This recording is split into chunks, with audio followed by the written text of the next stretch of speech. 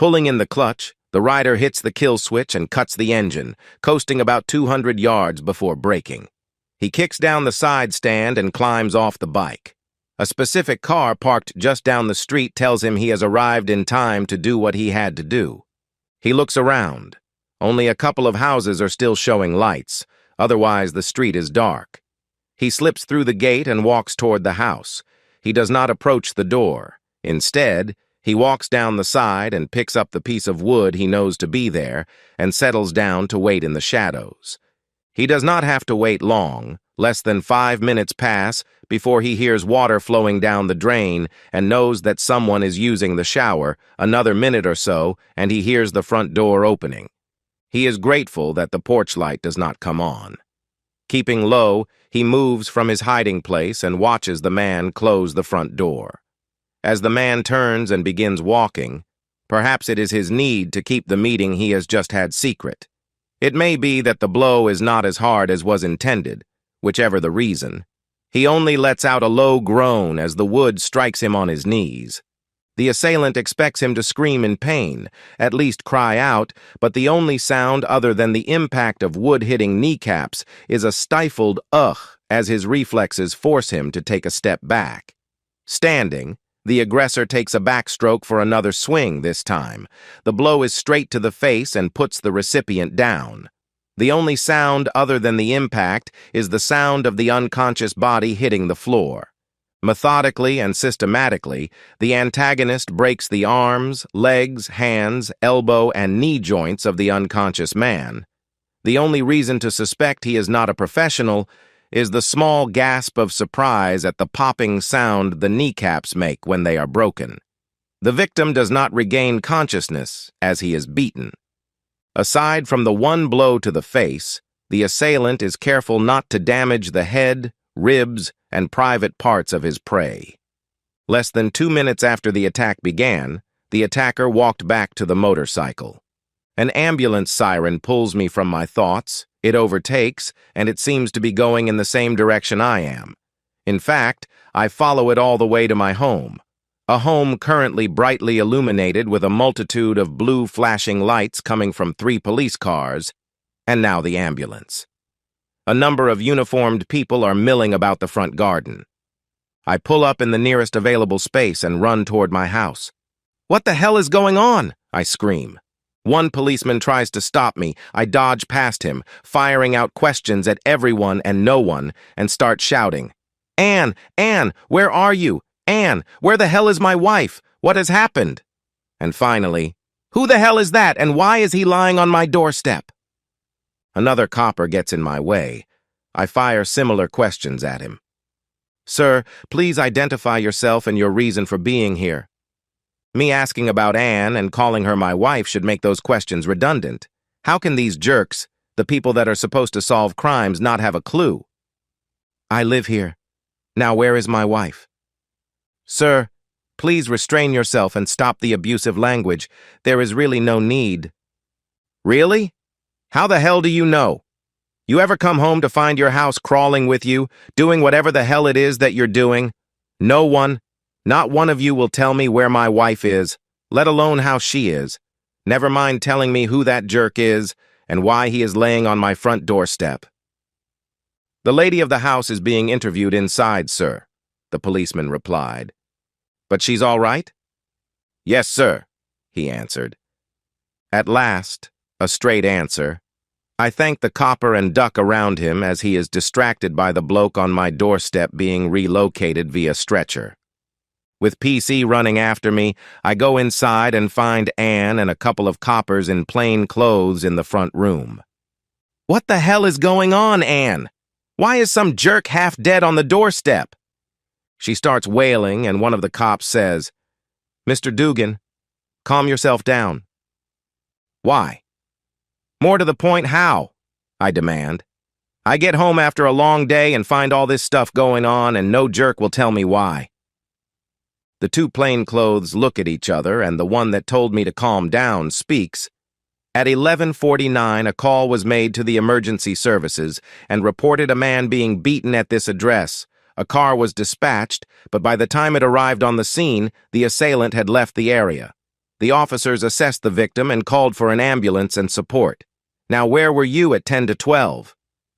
Coming down the A1 at a guess, probably around the A605 junction. Why? Do you think I did this? What reason would I have? I break off and look at my wife. Were you being intimate with that jerk? She wails again, burying her face in her hands. You were, weren't you? I shout. She continues to cry into her hands. I give a snort of disgust and look at the copper. If you find out who did this, tell him I owe him a beer or two. Now, if it's all the same to you, I'll go for a shower. Sorry, sir. We need to make sure you were not involved in the attack, check you for blood and such. I give him a look that I hope shows disbelief before I bend and start to remove my boots. I kick them off and then remove my sweatshirt, t-shirt, and jeans as I defiantly stare him in the face, clad only in my socks and shreddies, and gesture to my clothes on the floor and ask, "Anything else?" "Sir." He takes a deep breath before continuing. "Please put your clothes back on." "Why?" "So you can drag me down the nick in a bit, make me take them off again and wear some paper jumpsuit until you deign to release me. No, you can bug off. In fact, I'm not going to put any clothes on. I'm going for a shower." "Sir, you can't," he says as I walk away from him. Instead of heading toward the door, I walk to the sideboard and pour myself a deep glass of Jameson. Stark naked, I turn and stare at him as I down it and pour myself another. I raise my glass to him and smile before downing the second, watching as he is now frantically discussing something with one of his colleagues. He and his colleague begin walking toward me as I am pouring a third. "Sir, we need you to refrain from drinking. We will need to formally question—" The cop started to talk. You need. It's all about your needs. Well, I needed to come home and not find a herd of cops and ambulancemen in my front garden. I needed to come home to a loving and faithful wife. I did not need to find my wife with her boyfriend on my doorstep, and right now I need a shower, a drink, and you guys out of my house. Feel free to take the cheating woman with you." Another pitiful wail comes from the cheating woman. I glance over to her. I didn't intend to. An involuntary action. A reflex. I look for less than a second. She is standing alone, crying. Her hands have dropped uselessly to her sides. She looks weak, helpless and beaten, staring at me, her eyes pleading, probably for understanding, perhaps sympathy, something, anything, to comfort her. Well, damn her. She caused this. She can deal with it. I drain my glass and head up to go and change. I don't get far before some bird in a yellow plastic coverall accosts me. After a few demands from her, I reluctantly allow her to check me over for signs that I have been in an altercation. Of course, she finds none, and after I give her the clothes I have just taken off, gives me permission to clean up and get dressed. She declines my offer to wash my back. The fetid aroma of treachery assaults my nose as I enter the bedroom. The acrid stench of regurgitated whiskey almost instantly adds to the fug of sweat and intimacy. With painful spasms clutching at my abdomen, anger overcomes me, and I drag the soiled mattress off the bed, down the stairs outside, and leave it on the front lawn. Returning to the bedroom, I fling a window open and start flinging her clothes and other belongings out of it. "Mr. Dugan! Mr. Dugan!" Hearing my name, I pause briefly and then continue to eject the detritus of my marriage out of the window. "Mr. Dugan." I turn to him. "Mr. Dugan, I need you to come with me so I can formally take your statement." "Why?" I asked. "You know damn well why." "You already have my statement, and unless you arrest me, I will not go to the cop shop with you," I say smugly. "In fact, I will make sure you are completely to blame in my suit for wrongful arrest. I, unlike the majority of your customers, have done nothing wrong." I didn't add anything more. I have no need. I can prove it, and I'm sure he'll find that out later. I watch him as the anger builds, his eyes, the rising color of his neck to his face. He reminds me of one of those cartoon characters, Donald or Daffy Duck about to blow. Maybe Yosemite Sam. Yeah, Yosemite Sam. All he needed was an orange, droopy mustache and a 10-gallon hat. I see him struggling to keep hold of his temper. Eventually, he gains control and manages to force out some words. "Mr. Dugan, you are giving me no alternative, so I am placing you under arrest on suspicion of assaulting Mr. David Pratt. You do not have to say anything, but it may harm your defense if you do not mention when questioned something that you later rely on in court. Anything you do say may be given in evidence. If you do not have or cannot afford a solicitor, one will be appointed for you." Grinning like a Cheshire cat, I pull on some jeans and a t-shirt and say cheerfully, "Shall we go?" He leads me out. As I pass the open living room door, I can't resist and say, "Happy now? Pick your stuff up and bug off. Go to your mother's or whatever brothel you work at." I'm handed over to a couple of plods and they stick me in the back of a car and drive me to the Nick. On the way, one of them says, "You really made a mess of that bloke, not that I blame you. I would have probably done the same if he'd been shagging my missus." "If I'd known about him," I say through gritted teeth, "I would have done more than that.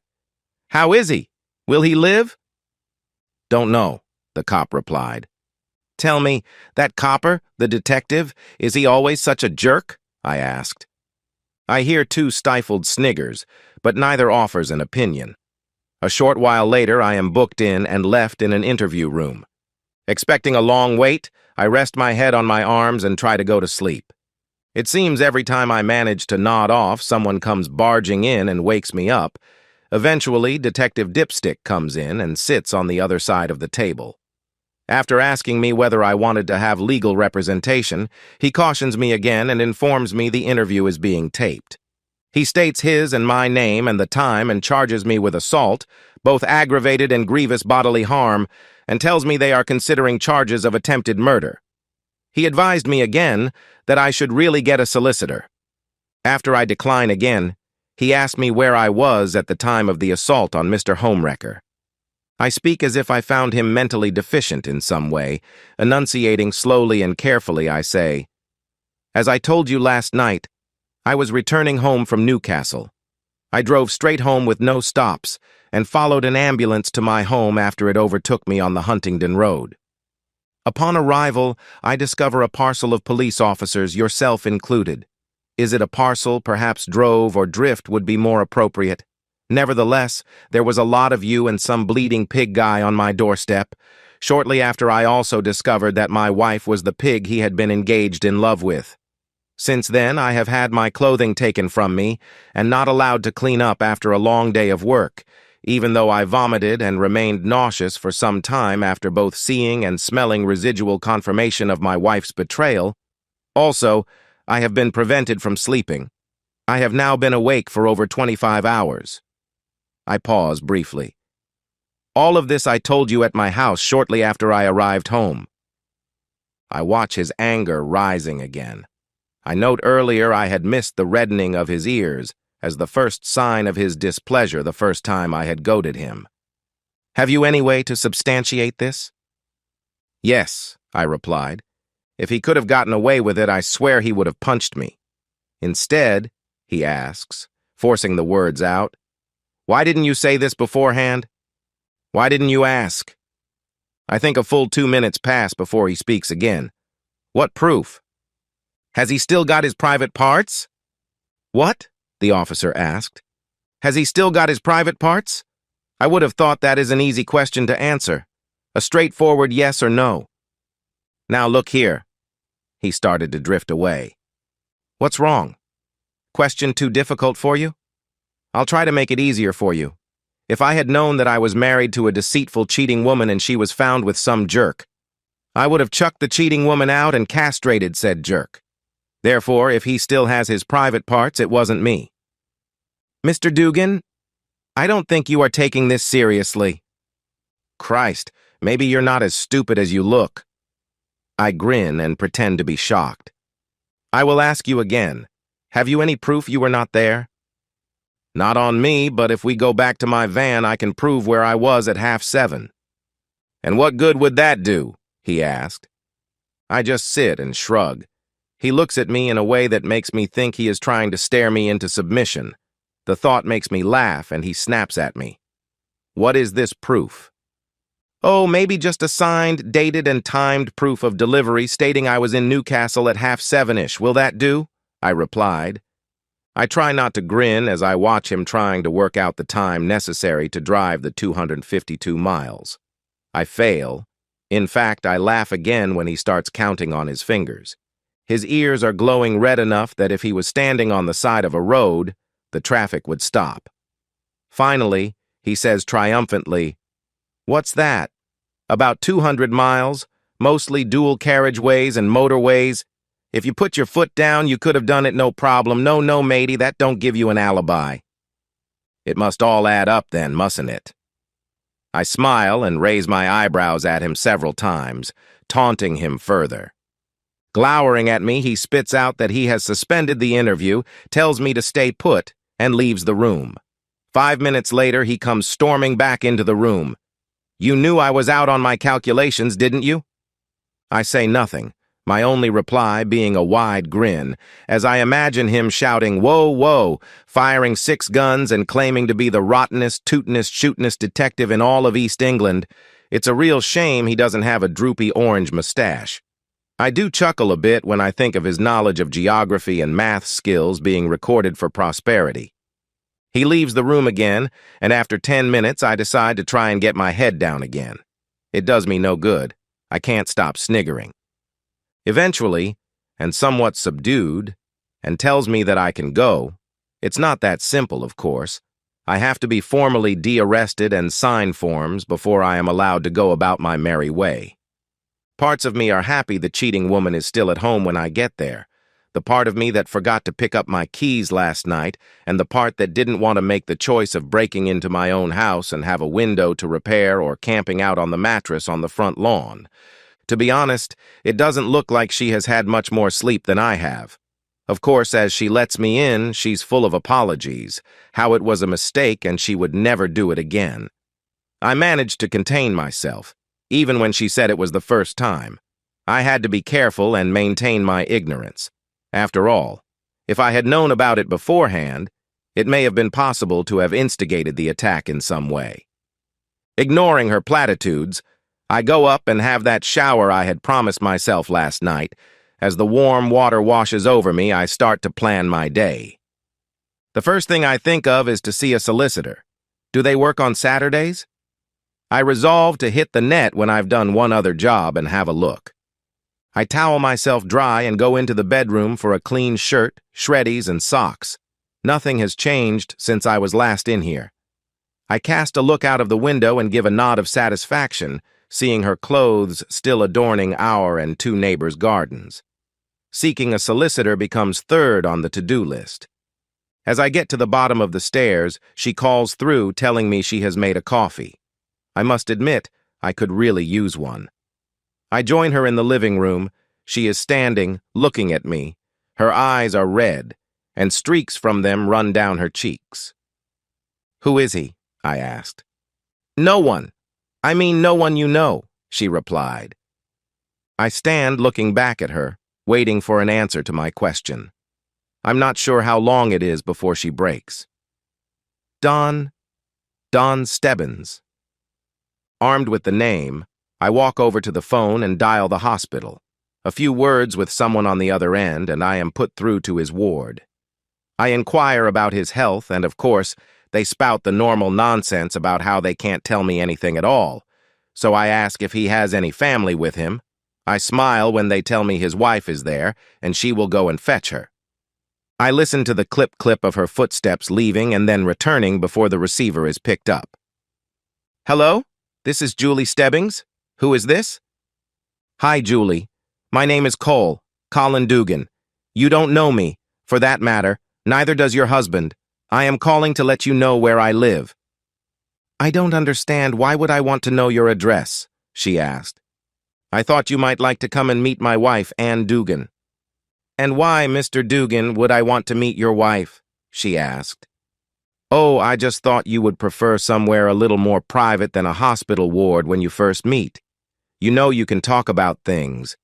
You know, things that women talk about, knitting, housework and such, maybe swap recipes and discuss the length and width of your husband's activity and what it is exactly that makes him such a terrific lover that my wife has chosen to be my ex-wife for the love of it.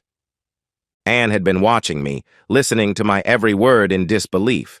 But finally, she screamed, "No!" I expect Mrs. Stebbings to slam the receiver back in its cradle. Instead, she asks me for my address. I give it to her along with my mobile number, and she tells me she will come right away. I tell her I will put the kettle on. While waiting, I think about spreading a plastic sheet down on the living room floor, but after checking how much yogurt and whipped cream is in the fridge, I decided against it. Much quicker than I would have thought possible, a screech of tires announces her arrival. I hope she allowed for the 2-speed cameras. I would rather she not get any tickets on top of everything else. I open the front door before she gets to it. I'm pleased I have. The way she comes in, I think she may have knocked it down if it were closed. Seeing my wife, she demands, "Is it true? Look, it's not like—" My wife started to say something. A sound reminiscent of a bullwhip fills my ears. "Don't you dare lie to me, you cheating woman!" Julie screams. "You have to understand," Anne sobs. "We didn't mean it to happen." "What?" I wonder. "You didn't mean to dress in underwear for him, didn't mean to invite him here when I wasn't here?" I wonder silently to myself as the little drama plays out before me. "We? You mean you? And you did nothing to stop it?" Julie's voice now a mere 90 decibels. "We just could—" Anne blusters until I hear that sound again. You could have said no. I am married. Or no. You are married. He should have said the same. But no. Instead, you chose to be a cheating woman. Julie's voice now low enough to be called shouting. No, it wasn't like—" my wife started. "Well, I hope you'll be happy with him. Look after him when they let him out of hospital. They tell me he will need a lot of looking after. You'll have to dress him, feed him, even wipe his fat back. Your husband has done a damn fine job educating him." She looks over to me and says sweetly, "Thank you." "Excuse me, but as I told Detective Brain Surgeon last night, if I had done it, he wouldn't still have his private parts. Nah, I'll wait till he's back on his feet before I let him know how much he has annoyed me. Tea or coffee?" "Coffee, please," she says with a smile.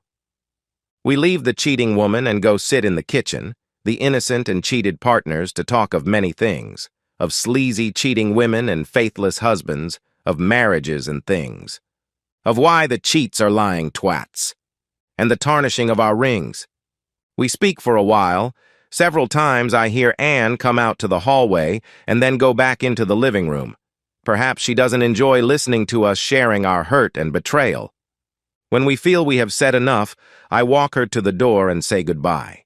I follow her out and drag the mattress around to the back garden. I pick up the cheating woman's clothes and other bits and bobs and pile them on top. When I fetch the green petrol can out of the shed, I hear her scream, "No!" again. I start pouring the contents over the pile as she runs to me. "Have you got a light?" I ask her, and then add, "Not the red one you hang outside when I'm not here?" "No, please don't burn my stuff, please no. I've got one job to do that I was leaving until after this was burning. I'll do that first, but when I get it done, I'll come back and burn whatever is still here." "Please, Doug, don't do this. I'm sorry. I love you." "Yeah, sure you do," I replied. "I do, Doug. I didn't mean it. I didn't think—" "Didn't think what? Didn't think I'd find out? Didn't think it mattered? No, you cheating woman. You didn't think I mattered? Well, damn you. Now pick up your stuff and get the hell out before I throw you on the pile with the rest of the crap." I go inside, and a few minutes later I'm looking up solicitors. I settled on one, but it's not open today, so I will have to wait until Monday. I go back outside to find Anne has picked up most of her clothes and other stuff and gone. Breathing a sigh of relief, I set the mattress alight and pick up any bits she has dropped and throw them on top. 14 months go by before I receive the decree absolute, changing my status to single. Anne's brats are now 6 months old, and they are definitely not mine, so I haven't got to pay for the little bastards, which is nice. Pastor Donald Stebbings is still trying to get his wife to forgive him. Personally, I think he just wants a familiar hand to wipe his back because he can't do it for himself yet. As for Detective Brian Small, seriously, that is his name. He has never found out who did it, although he did pull me in a couple more times to help him with his inquiries. But I wasn't very helpful. There are a few things I didn't tell him. I didn't tell him that my mate Stu called on me a couple of weeks earlier. I didn't tell him that she had answered the door to him dressed in a negligee and told him to get on his bike, or that Stu had hung around by his bike for a smoke and to call another mate and just happened to see the pastor roll up and get greeted by Anne. I didn't tell him that Stuart met me up in Newcastle with a very quick motorcycle, a Hayabusa if you're interested, or that we switched vehicles and I got home as the pastor was finishing worshiping at my wife's altar, and I definitely did not tell him how I explained a couple of the 10 Commandments to him, or that I rode to a prearranged spot, took of the coveralls I wore for the ride down, etc. How I then met Stuart in a lay-by a few miles down a dark country road and swapped vehicles again before I went home. And that's the end of today's story. If you enjoyed it, please give this video a thumbs up and drop a comment below. Your support helps the algorithm push my content further. If you're new to the channel, don't forget to hit that subscribe button. It really helps me keep creating more stories for you. Thanks for watching, and I'll see you in the next one.